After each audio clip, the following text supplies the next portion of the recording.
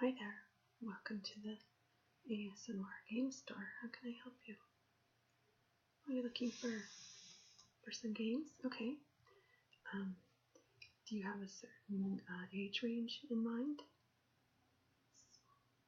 Or family? Okay, just all kinds of different ages. Oh, fun. Okay, like a family reunion. Yeah, we have all kinds of games. We have board games, we have card games, drawing games. So I can show you a few types in each category. Does that sound good? Yeah? Okay. So the first one I'll start with is this one here, and this is really for if you have any really small kids. This is recommended for ages 6 and up. It's a lot of fun for the little kids, like kindergartners, or even some toddlers can understand how to play because it's got pretty simple instructions. And you have to do some assembly. There's pieces that you put together to form the trap itself. So it's pretty easy to put together, but it does, take a few minutes to do that. It has a board game and all the pieces to put together.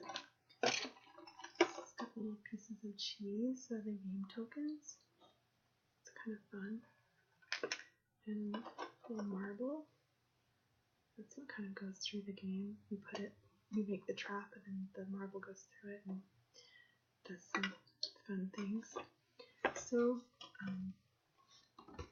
that would be good if you had any real small kids in your group. We do have some other games that are for the younger set. Are you interested in seeing any more of those? No? Okay. Let's set that aside.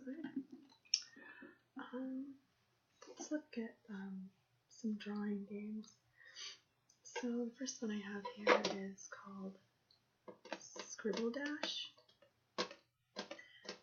This is recommended for players 7 and up, and it can have how many players as you want for the most part, because you can break into groups to play it, so that's nice.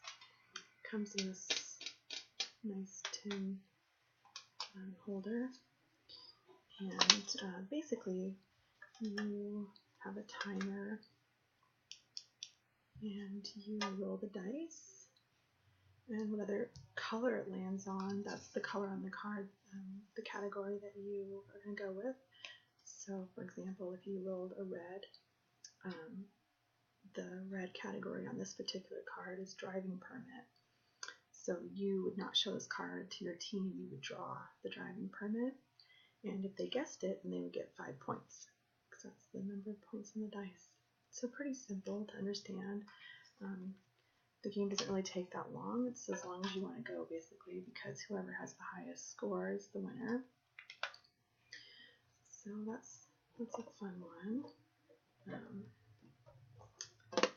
So we have that, and then another fun one that we have is Pictionary, and this one comes with this clear screen here, and the game pieces are actually in the bottom of the, oops, I'm opening it up upside down. They're in the bottom of the container here, so it's kind of cool packaging.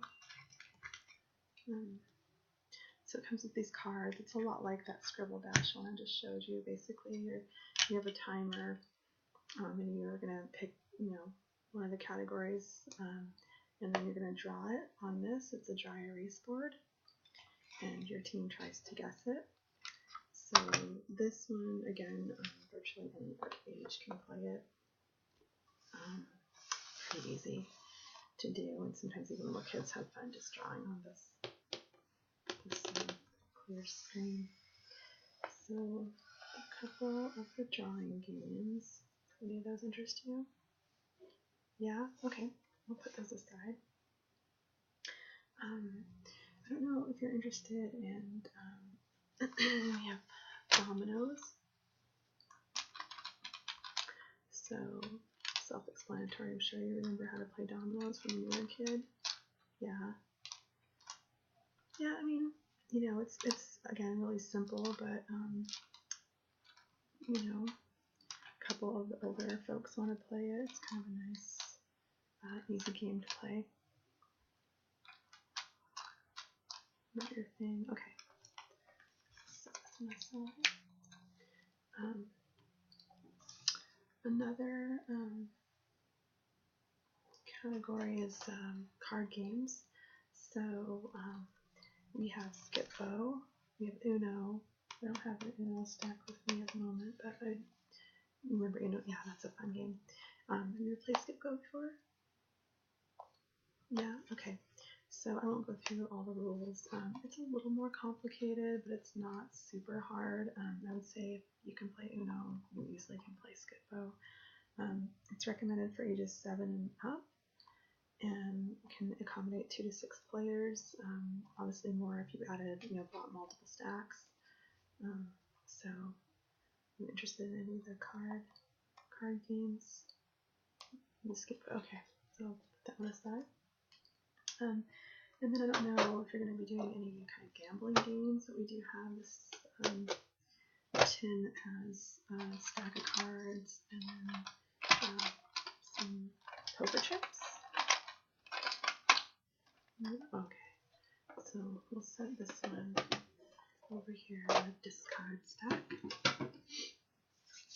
So you want to see some of the board games that we have? Yeah, okay. First one I have here is Trivial Pursuit. This is not the same as the game that we played when I was younger, which was some time ago, but it's still fun. This one is ages 16 and up and can accommodate 3 to 6 players. Just depends on the I guess the level. I mean, you could probably play younger kids, but some of the categories are a little harder than others, I guess. Like, for example, one of the categories is sports, and I don't know a lot about sports myself, so I always kind of bomb those categories. Or, if you have pop culture, some of the kids these days probably know more than us adults, just depending on the era. So it's kind of one of those games I find that I'll get out once and you kind of run through one cycle, and if you find that just nobody's understanding the questions or getting them, then you kind of move on. Sometimes you get a group that they're all over it and they know a lot of the answers, and then it works out really good. So it's not something I don't think that works with every single crowd, so maybe something to keep in mind. It's a little bit more advanced, but it's really just answering questions, so it's not like there's a lot to understand as far as how to play the game. It comes with all the cards, the categories. Not sure if it shows you exactly what the categories are. Anyway, there's places, entertainment, events, the arts, nature and technology, and sports and hobbies. So you have these little pie pieces, or pie holders, and then every time you answer the right question, you get a little piece of the pie. Fill in a little pie holder. There's a dice, and then a little holder for the cards. So that's one board game.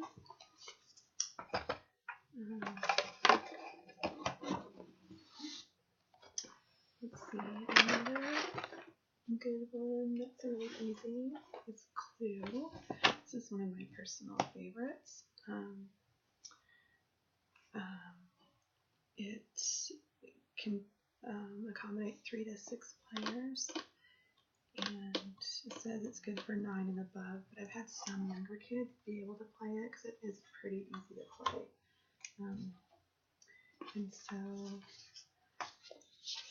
this one has your board game with all the different rooms, and basically you are trying to deduce who killed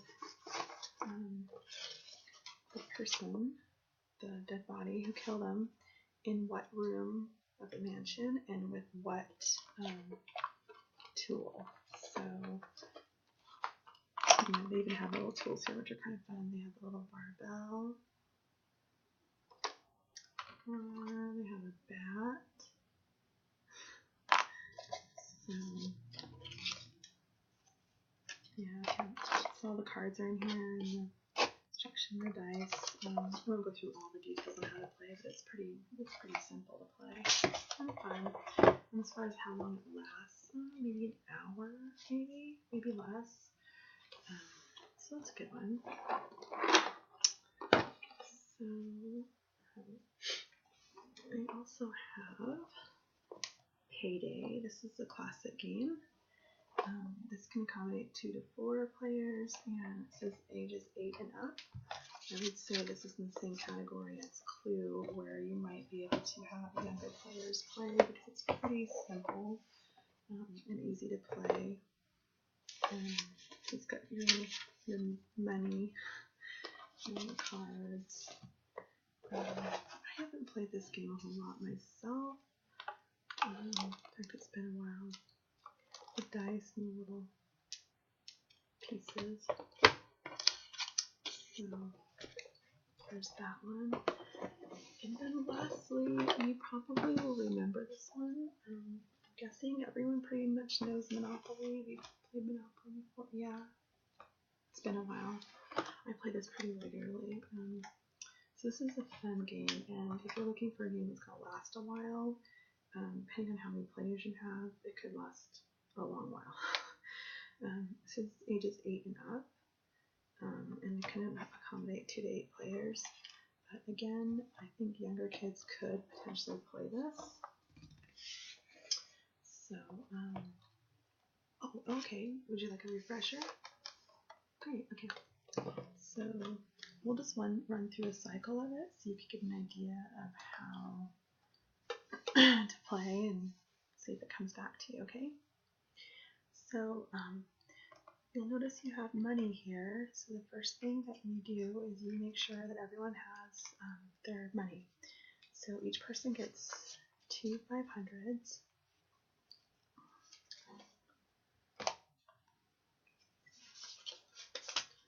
2 100s.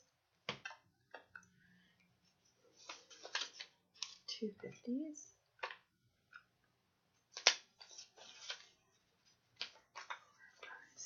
6 20s.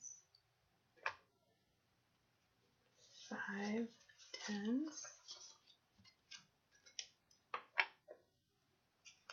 5 5s.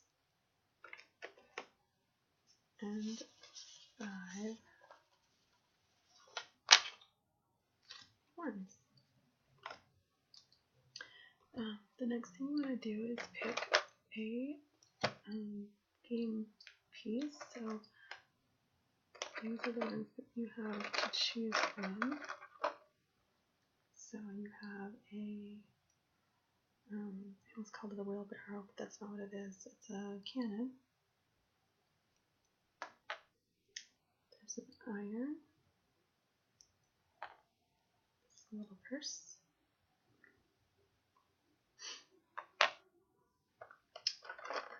There's an old boot.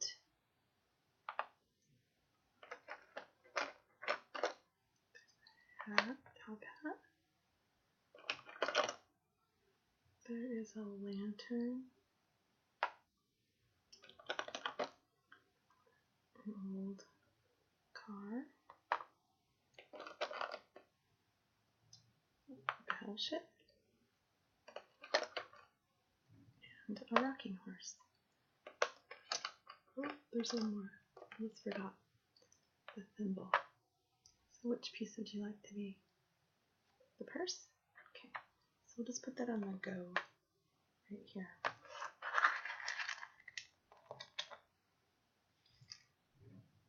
Let's get our dice out, and then you'll see there's some cards. There's your chance cards, which are orange, and then you put them on the orange chance square. And then there's the yellow cards, which are community chest, and those go on the community chest square. And then you want to get out your property cards, and I find it's easiest to categorize them by color. So most of the properties, like there's 3 green, 3 yellow. Most of them have 3 except for the purples and the dark blues, and those are only 2. So I categorize them so they're easy to find.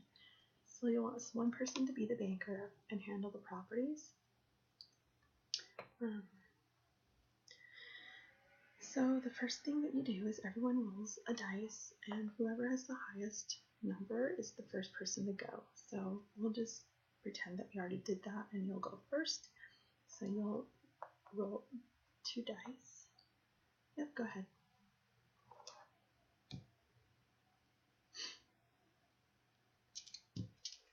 Okay. So it looks like you got a 6 and a 3.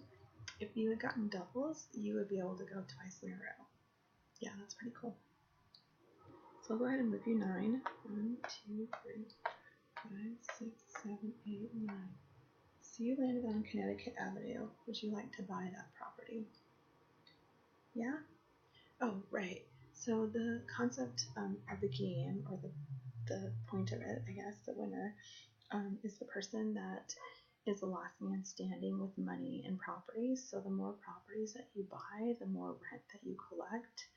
And if you collect all the properties in one category, you can start putting houses and hotels on them, which make the rent go up higher. Yeah, so that's what these little houses are for. So this is a hotel, and this is a house.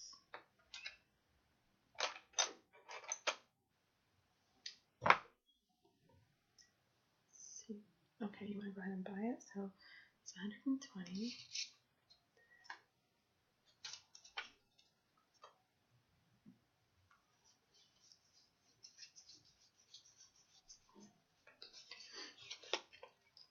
So here's the card for Connecticut Avenue, and this is what evidences that you own it. So you hold on to that card. Yep.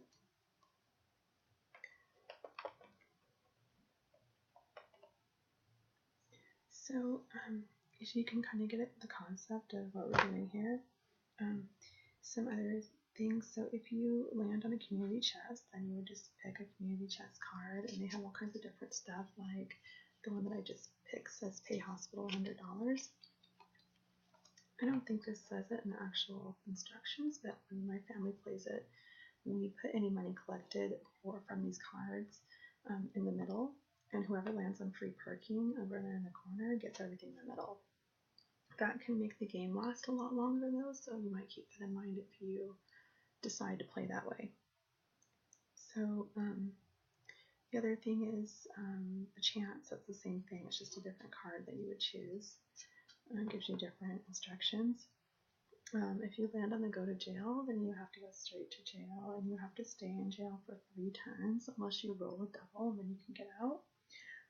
We also have an added rule when my family plays that you pay $50 to get out, and that would go in the center of the board.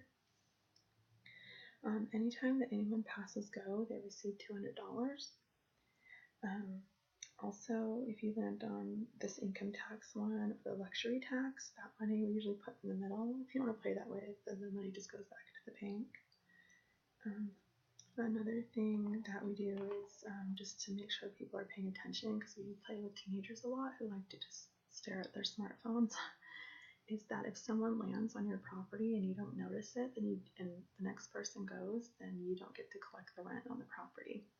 So it just kind of encourages the kids to pay better attention and just interact with the family when they're playing. So that's pretty much it in a nutshell. Oh yeah, the railroads. So those ones, the rent just goes up the more that you own, but you don't place houses or hotels on them at all. Yeah. Okay, well great. Well, let me pack this up here.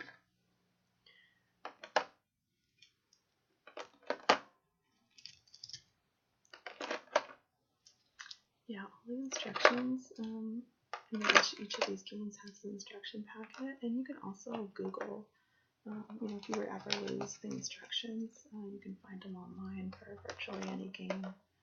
So that's kind of nice. Yeah, I know. I remember when I was a kid, if you lost the game instructions, you were in trouble. There was no Google. So let's put this all back.